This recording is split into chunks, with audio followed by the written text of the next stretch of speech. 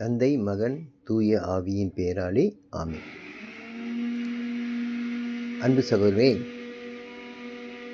மற்றும் ஒரு புத்தம் புதிய ஒரு நாளை, ஒரு கிருபை மிகுந்த ஒரு நாளை, அருள் மிகுந்த நாளை ஆண்டவர் இன்றைக்கு நமக்கு அளித்திருக்கிறார். அதற்காக நாம் நன்றி சொல்வோம். ஒவ்வொரு நாளிலும் ஆண்டுடைய அந்த இரக்கங்கள் முடிவுறுவதில்லை, அவருடைய பேரன்போ தீர்ந்து போவதில்லை. ஒவ்வொரு நாளும் ஆண்டுடைய அந்த இரக்கங்களும் அந்த பேரன்பும் புதுப்பிக்கப்படுகின்றன.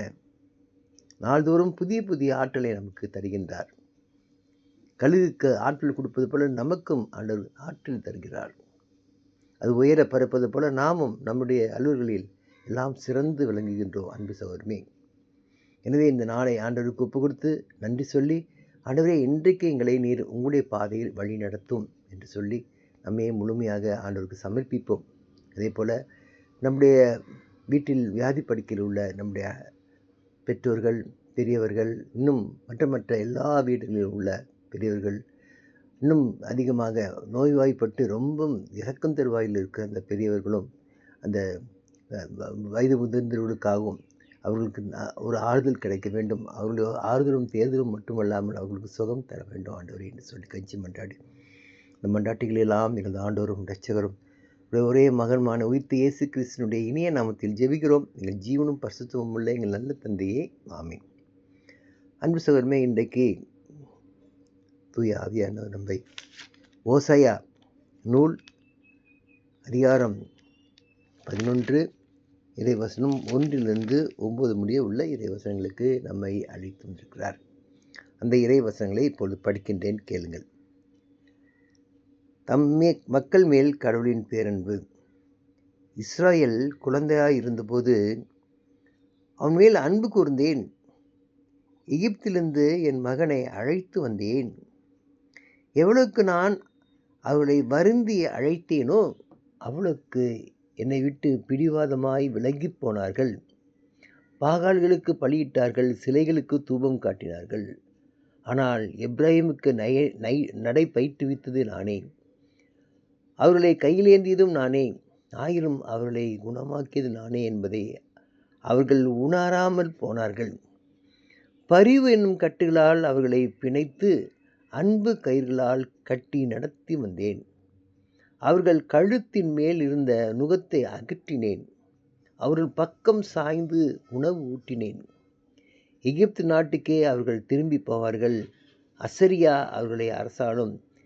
ஏனெனில் என்னிடம் திரும்பி வர மறுத்து விட்டார்கள்.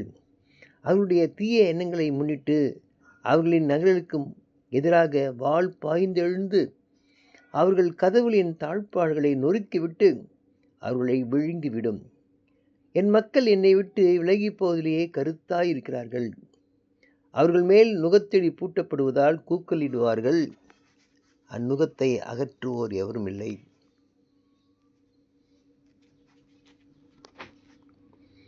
எப்ராஹிமே, நான் உன்னை எப்படி கைவிடுவேன்? இஸ்ரேலே, உன்னை எப்படி கை நெகிழ்வேன்? உன்னை எப்படி அதிகமாவை போல் ஆக்குவேன்? செபோயிமுக்கு செய்தது போல உனக்கு செய்வேனா? என் உள்ளம் அதை வெறுத்து ஒதுக்குகின்றது. என் இரக்கம் பொங்கி வழிகின்றது. என் சீற்றத்தின் கடலை கொட்ட மாட்டேன். எப்ராஹிமை அழிக்க திரும்பி வரமாட்டேன். நான் இறைவன், வெறும் மனிதன் அல்ல.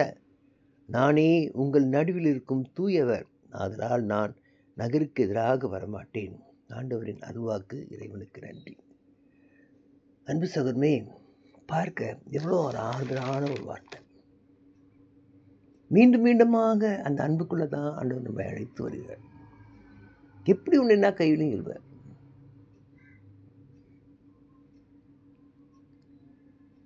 பெற்ற தாய்க்கு அன்பு வற்றி போகுமா கேட்கிறார் ஆண்டவர். ஒருவேளை பெற்ற தாய்க்கு அன்பு வற்றி போனாலும் வற்றி போகலாம். நான் உன்னை கை நீள மாட்டேன். ஏனென்றால் உன்னை என்னது உள்ளங்கையில் பொறித்து வைத்திருக்கிறேன். ஏசாயா 49 ஆண்டவர் சொல்றார். நம்மளுக்கு அழகா பொறித்து வச்சிருக்கிறார்கள். தாய் மறந்துடலாம். பெற்ற தாய்க்கு அன்பு வற்றி போகுமா? வற்றி போகாது. அப்படி போனாலும் நான் உன்னை மறப்பதில்லை. ஏன்? என் உள்ளங்கையில் உன்னை பொறிச்சு வச்சிருக்கேன். அந்த அளவுக்கு நம் மீது கடவுள் அன்புள்ளவராக இருக்கிறார் என்று சகோதரனே. பாருங்க, இஸ்ராயேல் குழந்தையாக இருந்தபோது அவன் மேல் அன்பு கூர்ந்தேன். அவன் குழந்தையா இருக்க போதே அவன் இஸ்ராயேல் யார்? நான் தான் அந்த இஸ்ராயேல், நீங்கள் தான் அந்த இஸ்ராயேல். எகிப்திலிருந்து என் மகனை எகிப்திலிருந்து என்னை அழைச்சிக்கிட்டார் ஆண்டவர். அடிமையாக இருந்த என்னை அழைச்சிக்கிட்டார், நம்மளை அழைச்சிக்கிட்டார். எவ்வளவுக்கு நான் அவர்களை வருந்தி அழைத்தேனோ அவ்வளவுக்கு என்னை விட்டு பிடிவாதமாய் விலகி போனார்கள். பாகால்களுக்கு பலியிட்டார்கள், சிலைகளுக்கு தூபம் காட்டினார்கள். ஆண்டவர் வருத்தப்படுறார். எவ்வளவுக்கு நான் அழைத்தேனோ அவ்வளவுக்கு அவங்க விலகி போர்லே இருந்தாங்க. பாகாலுக்கு பலியிட்டார்கள், சிலைகளுக்கு என்ன பண்ணாங்க? தூபம் காட்டினாங்க. அவருக்கு பிடிக்காத செயல், ஒவ்வாத செயல். ஆனால் எப்ராஹிமுக்கு அப்படி இருந்தாலும் ஆண்டவர் சொல்கிறார், ஆனால் எப்ராஹிமுக்கு நடை பயிற்றுவித்தது நானே. நான் தானே நடக்க கற்றுக் கொடுத்தேன். அவர்களை கையில் ஏந்தியதும் நான் தானே கையில் ஏந்தி நானே என்றார். ஆயினும் அவருடைய குணமாக்கியது நானே என்பதை அவர்கள் உணராமல் போனார். அவளை குணமாக்குனது நான் தான் என்பதை அவங்க உணராமல் போயிட்டாங்க. வருத்தப்படுறாரு, வேதனை விடுறாரு ஆண்டவர். ஏன் இந்த வருத்தம்? நம்மை பிரிந்த ஆண்டவரால் ஒன்று செய்ய முடியாது. ஏன்னா அந்த அளவுக்கு நம்ம மேல அன்பு வைத்திருக்கிறது. ஆண்டவர் ஒன்று செய்ய முடியாதுன்றது இல்லை, நம்மை பிரிய முடியல அவரால். அதான் சொல்றாரு பாருங்க, பரிவு என்னும் கட்டுகளால் அவர்களை பிணைத்து அன்பு கயிர்களால் கட்டி நடத்தும். எவ்வளோ ஆழமான அன்புள்ள ஒரு வார்த்தை இருக்கும். பரிவு என்னும் கட்டுகளால் அவர்களை பிணைத்து அன்பு கயிர்களால் கட்டி நடத்தி வந்தேன். அவர்கள் கழுத்தின் மேல் இந்த நுகத்தை அகற்றினேன். அவர்கள் பக்கம் சாய்ந்து உணவு ஊட்டினேன். எவ்வளவு காரியங்கள் நம்மளுக்காக செய்தார். அவர்கள் பக்கம் சாய்ந்து உணவு ஊட்டினேன், உணவு கொடுத்தேன். ஆனால் என்ன ஆயிடுச்சு பாருங்க, எகிப்து நாட்டுக்கே அவர்கள் திரும்பி போனாங்க. திருப்பி அவங்க எகிப்து நாட்டுக்கே திரும்பி போகிறாங்க. அசிரியா அவர்களை அரசாளும். ஏன்? அவங்க தான் அசிரியா தான் அவங்களை அரசாள போகுது. ஏனெனில் என்னிடம் திரும்பி வர மறுத்து விட்டார்கள். அவங்க என்னிடம் திரும்பி வரல, அதுக்காக மறுத்துட்டாங்க. அவருடைய தீய எண்ணங்களை முன்னிட்டு அவர்களின் நகர்களுக்கு எதிராக வாள் பாய்ந்தெழுந்து அவர்களின் கதவுகளின் தாழ்ப்புகளை நொறுக்கிவிட்டு அவர்களை விழுங்கிவிடும். தீயவருடைய கதி அதான். என் மக்கள் என்னை விட்டு விலகி போவதிலேயே கருத்தா இருக்கிறார்கள். என்னை விட்டு விலகி போனோம்னு கருத்தா இருக்கிறாங்கன்றார். அப்போ எவ்வளோக்கு அன்பு அதிகமாக காமிக்கிறார், அவ்வளோக்கு அவரை விட்டு விலகி போவதிலேயே கருத்தா இருக்காங்கன்றார். அவர்கள் மேல் நுகத்தடி பூட்டப்படுவதால் கூக்குலிடுவார்கள், அந்த நுகத்தை அகற்றுவார் எவரும் இல்லை. அவர்கள் மேல் நுகத்தடி பூட்டப்படுது, கஷ்டங்கள், பல்வேறு விதமான கொடுமைகள் தான் சொல்கிறார். ஆனால் அதை அந்த நுகத்தை அகற்றுவார் யாரும் இல்லை. ஏன்? கடவுளை நம்ம மறுத்து அவரை விட்டு விலகி போனாங்க. அவரை விட்டு விலகி போவதிலே கருத்தாக இருக்கிறாங்க ஆண்டவர் சொல்கிறார். இப்போ நான் ஏன் ஆண்டவர் விட்டு விலகி போவதே கருத்தாக இருக்கணும்? இந்த பாவ நாட்டத்தினால் தானே. இந்த பாவ நாட்டத்தினால் ஆண்டவர் விட்டு எப்போ வெளில போவோம், எப்போ பிரிந்து போவோம். ஆனால் அவர் என் பிரிவை தாங்க முடியாமல் ஆண்டவர் தவிக்கிறார். ஆண்டவர் எப்படி பிரிவேன் அப்படின்னு சொல்லிட்டு அந்த தவிப்பு எனக்கு இல்லை. ஆனால் நான் ஆண்டரை விட்டுட்டு போயிடுறேன். எத்தனையோ தடவை விட்டுட்டு போயிடுறேன். எங்கேயோ எவ்வளோ தூரத்துக்கு போயிட்டேன். அப்படி இருந்தாலும் ஆண்டவர் என்னை மீண்டும் மீண்டுமாக அழைக்கின்ற, மீண்டுமாக அன்பு செய்கின்ற கடவுளாக இருக்கிறார். அது எப்பேற்பட்ட பாவமாக இருந்தாலும் ஆண்டவர் அந்த பாவத்தை மன்னித்து நம்மை கட்டி அணைத்து முத்தமிடுகின்ற ஒரு நல்ல தந்தையாக இருக்கிறார் அன்பு ஆண்டவர். எப்ராஹிமே, நான் உன்னை எப்படி கைவிடுவேன்? இஸ்ரேலே, உன்னை எப்படி கை நெகிழ்வேன் சொல்றார். நான் உன்னை எப்படி கைவிடுவேன், எப்படி கை நெகிழ்வேன்? நான் உனக்கு விட்டுற மாட்டேன், உன்னை கைவிட்டுற மாட்டேன், கை நெகிழ மாட்டேன். ஏன்? நான் மேலே வைத்திருக்கிற அந்த அன்பு அது சாதாரண அன்பு இல்லை, பிடிக்க முடியாத அன்பு, என்றென்றைக்கும் நிரந்தரமாக இருக்கிற அன்பு. எப்போ ஆரம்பிச்சது அன்பு? உலகம் தோன்றாதுக்கு முதலே அந்த அன்பை மிக்குத்தி வச்சுட்டார். நம்ம தாயின் வயிற்றில் பிறக்கிறப்ப அவருடைய கண்கள் கருமுளையில் என்னை கண்டன. அவ்வளவு தூய்மையான பரிசுத்தமான அவருடைய கண்கள். அந்த கண்கள் கண்டு கடைசி வரைக்கும் நீ உலகின் கடைசி நாள் பரிந்தும் நான் உன்னோடு இருப்பேன் வாக்குத்தத்தம் பண்ணியிருக்கிறார். அத்தகைய மேலான ஒரு அன்பு கடவுளோடு இருக்குது. அன்பு சகோதரமே. ஆனால் நாம் எப்படி இருக்கோம்? அதுதான் இன்றைக்கு நம்ம கேட்கிறார். நம்ம எப்படி இருக்கோம்? ஆண்டவரே, உம்மிடம் வர நான் அருகதையற்றவன், தகுதியற்றவன், நான் பாவி. ஆண்டவரே, புனித பேதுரு சொல்ற, ஆண்டவரே என்னை விட்டு அகன்று போ, நான் பாவி என்று சொல்வது போல, ஆண்டவரே என்னை விட்டு அகன்று போ, என்னை நேசிக்க நிட்டு வரவே வராதுங்க, என் கிட்ட வராதுங்க, நான் அழுக்கு, நான் சகதி, நான் சாக்கடை, பாவம் நிறைந்தவன். அன்பு ஆண்டவரே, இந்த பாவக்கரையிலிருந்து ஆண்டவரே என்றைக்கு நான் தூய்மை அடைகின்றேனோ அன்றைக்கு தான் உண்டம் வருவதற்கு எனக்கு பாக்கியம். ஆனால் நீரோ உம்முடைய திரு ரத்தத்தால் என்னை கழுவி என்னை தூய்மையாக்கி வெண்பணியிலும் தூய்மையாவேன் என்று சொல்வது போல ஆண்டவரே என்னை தூய்மையாக்குகிறீர், என்னை மீண்டுமாக பரிசுத்தவன் ஆக்குகிறார். ஆனால் மீண்டும் மீண்டும் நான் அந்த பாவ தகத்திற்குள்ளேயே வீழ்ந்து கிடக்கிறேன். அன்பு ஆண்டவரே, இப்ராஹிமே நான் உன்னை எப்படி கைவிடுவேன்? இஸ்ராயலே உன்னை எப்படி கை நெகிழ்வேன்? உன்னை எப்படி அதிகமாகவே போலாக்குவேன்? அதிகமானா அந்த சோதம் சிவியும் போல செய்தது போல உனக்கு செய்வேன். சோதம் கமராக்கு என்ன பண்ணார் ஆண்டவர்? அந்த கந்தக நெருப்பை அது மேலே நான் வர விடுறார். அது சுத்தமாக ஒன்றும் இல்லாமல் பட்டு போயிடுது அந்த ஊர். அது மாதிரி உனக்கு செய்யுமானா சாண்டர் கேட்குறாரு. என் உள்ளம் அதை வெறுத்து ஒதுக்கின்ற. ஏன் உன் மேல் வச்சிருக்க அந்த அன்பு? நம்ம என்ன செஞ்சோம் ஆண்டவர்? ஒன்றும் செய்யலை. எதை கொடுத்து வச்சுருக்கோம்? ஒன்றும் கொடுத்து வச்சிடல. எதுக்கு தகுதியானவங்க? நம்மளுக்கு எதுக்கும் தகுதி இல்லை. நம்ம எதுக்கு தகுதியானவங்க? பாவத்துக்கு தான். பாவத்தை கட்டி கொண்டவங்களுக்கு தான் நம்ம, வேறு யாரும் இல்லை. ஆனால் அந்த பாவத்தை கட்டி கொண்டு நோக்கி தான் ஆண்டவர் என்ன பண்ணுறாரு? 99 ஆட்டை விட்டுட்டு இந்த ஒரு ஆட்டை தேடி தான் வர்றாரு. என்னை நோக்கி தான் வர்றாரு. நானே நீதிமான்களுக்கு அல்ல, பாவிகளுக்காக தான் அந்த உலகத்துக்கு வந்தேன்.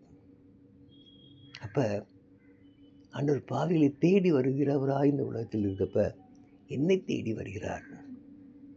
என்னுடைய அருமை பெருமைகளை அவர் உயர்வாக பேசுகிறார். ஆனால் என்கிட்ட ஒன்றுமே இல்லை ஆண்டவரே.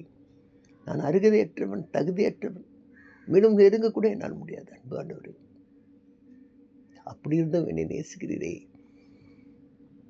மீண்டும் மீண்டும் நான் எத்தனை தடவை தப்பு செய்தாலும் பாவங்கள் செய்தாலும் அந்த பாவங்களை ஆண்டவரை கழுவி அதை தூய்மைப்படுத்தி ஆண்டவரை நீர் என்னை ஒரு பிரசுத்தமானாக ஒரு பரிசுத்தமாக மாற்றி ஆண்டவரை என்னை நீர் அன்பு செய்கின்றவராக இருக்கின்றீரே ஆண்டவரே. அதற்காக உங்களுக்கு கோடான கொடி நன்றி.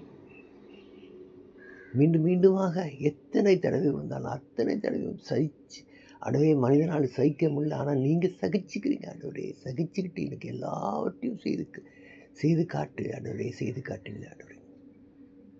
நீ மீண்டுமாக முழு மனிதனாக என்னை மாற்ற முயல்கின்றீர்களே ஆண்டவரே. ஆனால் நானோ மீண்டும் மீண்டுமாக பாவ சகதியில் மூழ்கி கிடக்கின்றனே. அன்பு ஆண்டவரே, ஒருவேளை இந்த தபஸ் நாள் எனக்கு ஒரு கொடுக்கப்பட்ட ஒரு அருளின் காலமாக இருந்து அந்த அருளின் காலத்தில் கடவுளுடைய அருளை முழுமையாக உணர்ந்து உம்மிடம் திரும்பி வரும் நாட்களாக இந்த நாட்களை ஆண்டவரை மாற்றும் என்று சொல்லி கண்களை மூடி நாம் ஆண்டவரை தியானிப்போம். அன்பு சகோதரமே, அன்பு தந்தை இறைவா, மூவர் இறைவா, ஆண்டவரே, இந்த தபசு நாளை ஒருவேளை ஆண்டவரே நீர் எங்களுக்காக தயார் பண்ணினது நாங்கள் மனம் திருந்த வேண்டும் என்ற நோக்கத்திற்காக என்று நாங்கள் முழுமையாக உண்மையை நம்புகிறோம். அன்பு ஆண்டவரே, உண்மை நோக்கி நாங்கள் திரும்பி வர வேண்டும். எங்களுடைய பாவ சகதியிலேயே அந்த சாக்கடையிலேயே புழு பூச்சி நின்றுவது போல நின்றுட்டு இருக்க முடியாது ஆண்டவரே. மாறாக ஆண்டவரே, அந்த நிலையிலிருந்து நாங்கள் மாற வேண்டும். மாறி ஆண்டவரே நாங்கள் பரிசுத்தமாக வேண்டும், புனிதமாக வேண்டும். ஆண்டவரே, நீ தூயவர். உம்மிடம் நாங்கள் வருவதற்கு நாங்கள் தூய்மையாக இருந்தால் தான் உங்களிடம் வர முடியும். எங்களை தூய்மையாக்கும் ஆண்டவரே என்று சொல்லி மீண்டும் மீண்டுமாக உங்களிடம் வருவதற்கு தகுதியாய் என்னை மாற்றும் என்று சொல்லி நம்மை முழுமையாக ஆண்டவருக்கு ஒப்படைக்கும் பிள்ளைகளாக மாறுவோம். இந்த மன்றாட்டுகள் எல்லாம் எல்லா ஆண்டவரும் ரட்சகரும் ஒரே மகனுமான உயிர்த்த இயேசு கிறிஸ்துவினுடைய இனிய நாமத்தில் ஜெபிக்கிறோம். எங்கள் ஜீவனம் பரிசுத்தம் இல்லைங்க நல்ல தந்தையே, ஆமென். அன்பு சகோதரனே, இன்னும் 2-3 வசனங்களை பார்த்துட்டு முடிக்கலாம்னு நினைக்கிறேன். என் உள்ளம் அதை வெறுத்து ஒதுக்குகின்றது, என் இரக்கம் பொங்கி வழிகிறது. ஆண்டவர் உள்ள இன்னும் அவருடைய இறக்கம் பொங்கி ஒழிஞ்சிட்டு தான் இருக்குது. எப்போ இது வரைக்கும் பொங்கி ஒழியும்? அந்த துலாக்கோலை தூக்குற வரைக்கும் பொங்கி ஒழியும். துலாக்கோலை தூக்கிட்டாருன்னா நிறைய பார்ப்பார்.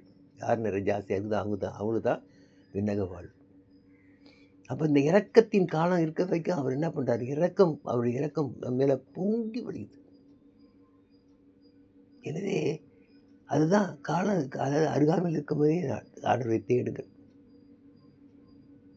ஆண்டவர் அருகாமையில் இருக்கவே ஆண்டவரை தேடும் பிள்ளைகளாக நாம் மாற வேண்டும் என்று சொல்லி ஆண்டவர் விரும்புகிறார். அன்பு சகோதரமே, அதே போல் என்ன சொல்ற பாருங்க, நான் இறைவன், வெறும் மனிதன் அல்ல. நல்லா புரிஞ்சுக்க, நான் இறைவன். நான் மனுஷன் அல்ல, நான் கடவுள், இறைவன். நான் மனுஷனா இல்லை. அதுதான் சொல்லிட்டு என்ன சொல்றாரு பாருங்க, நானே உன் நடுவில் இருக்கும் தூயவன். நான் தான் உன் நடுவில் இருக்கிற பரிசுத்த தூயவன். நான் தான். அதனால என்ன சொல்றாரு? அதனால் நான் நகருக்கு எதிராக வரமாட்டேன், உனக்கு எதிராக வரமாட்டேன், உன் நகருக்கு எதிராக வரமாட்டேன். என்ன பண்றாரு? நம்மை நேசிக்கின்றவரா இருக்கிறார். நம்மகிட்ட இவ்வளோ நேசிக்கிறாரு, அளவில்லாமல் நேசிக்கிறாரு. தாவீது அரசர் சொன்னது போல, ஆண்டவரே நீர் உள்ள நாளெல்லாம் நான் வாழ்ந்தால் தான் உனக்கு நன்றி சொல்ல முடியும்னு சொல்றாரு. அந்த அளவுக்கு ஆண்டவர் செய்திருக்காரு. நான் எப்படி ஆண்டவர் அன்பு செய்கிறேன்? அவர் எந்த அளவுக்குள்ள எனக்கு அன்பு செய்கிறாரோ அந்த அளவுக்குள்ள என்னால் அன்பு செய்ய முடியலையே. நான் மீண்டும் மீண்டும் பாவ சகதியிலே விழுந்துறேனே. ஆண்டவரே என்னை மன்னியும், மீண்டும் மீண்டுமாக என்னை தூக்கி கழுவி தூய ரத்தத்தால் கழுவி சுத்திகரியும் ஆண்டவர் என்று சொல்லி கெஞ்சி மன்றாடி நம்ம முழுமையாக ஆண்டவருக்கு ஒப்பு கொடுப்போம். அன்பு சகோதரனே, ஒரு பாடல் பாடி அவருடைய நாமத்தை உலக வெற்றிசீலும் அறிவிக்கும் சாட்சிகளாக நாம் மாறுவோம்.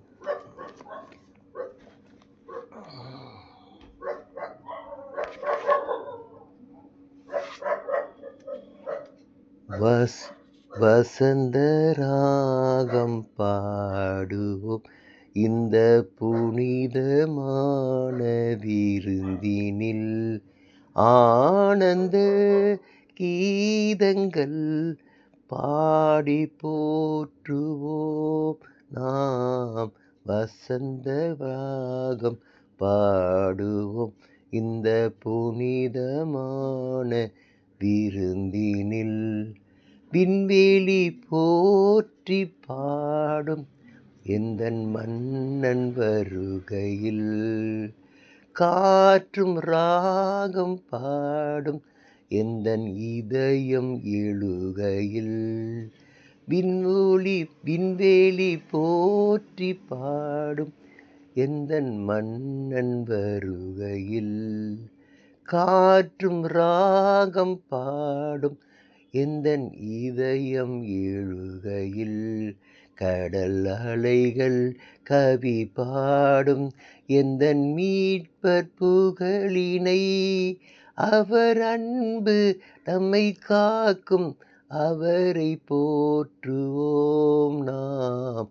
வசந்த ராகம் பாடுவோம் இந்த புனிதமான விருந்தினில், ஆனந்த கீதங்கள் பாடி போற்றுவோம் நாம். வசந்த ராகம் பாடுவோம். தன்னொளி வீசும் நிலவும் எந்தன் இனிய இயேசுவே, பாய்ந்து ஓடும் நதியும் என்னை அழைத்த தேவனே, தன்னொளி வீசும் நிலவும் எந்தன் இனிய இயேசுவே, பாய்ந்து ஓடும் நதியும் என்னை அழைத்த தேவனே, உறைபனியில் எந்தன் காற்றும் இன்று இணைந்து பாடுதே, அவர் வரவாள் உள்ளம் இணைந்து அவரை போற்றுவோம் நாம். வசந்த ராகம் பாடுவோம் இந்த புனிதமான விருந்தினில், ஆனந்த கீதங்கள் பாடி போற்றுவோம் நாம். வசந்த ராகம் பாடுவோம் இந்த புனிதமான விருந்தினில். அன்பு சகோதரமே, இன்றைக்கே விசேஷமான கருத்துக்காக ஆண்டவரே, நம்முடைய சகோதரிமார்கள் முக்கியமாக தொழிற்சாலையில் வேலை செய்கின்ற, அதே போல துப்புரவு பணியில் வேலை செய்கிற, மாதிரி பல்வேறு இடத்தில் வேலை செய்கின்ற நம்முடைய சகோதரிமார்களுக்காக அவர்கள் படுகின்ற கஷ்டத்தை நாம் நினைத்து அவருடைய வேதனையை ஆண்டவர் தாமே குறைத்து அவர்களை வளமோடு வாழ வைக்க ஆண்டவர் அவர்களுக்கு நலமும் வளமும் கொடுத்து அந்த நம்முடைய அன்பு சகோதரிகளை முக்கியமாக இந்த நாட்களில் பல்வேறு விதமான தீமைகளிலிருந்து, பல்வேறு விதமான ஆபத்திலிருந்து அவர்களை காத்துக்கொள்ள வேண்டும் என்று சொல்லி விசேஷமான கருத்துக்காக இன்றைக்கு நாம் ஒருமனப்பட்டு ஆண்டவரிடம் மன்றாடி, இந்த மன்றாட்டுகள் எல்லாம் இருந்த ஆண்டவரும் இரட்சகரும் ஒரே மகனுமான உயிர்த்த இயேசு கிறிஸ்துனுடைய இனிய நாமத்தில் ஜெபிக்கிறோம். எங்கள் ஜீவனும் பரிசுத்தமும் உள்ள எங்கள் நல்ல தந்தையே, ஆமென். தந்தை, மகன், தூய ஆவியின் பெயராலே.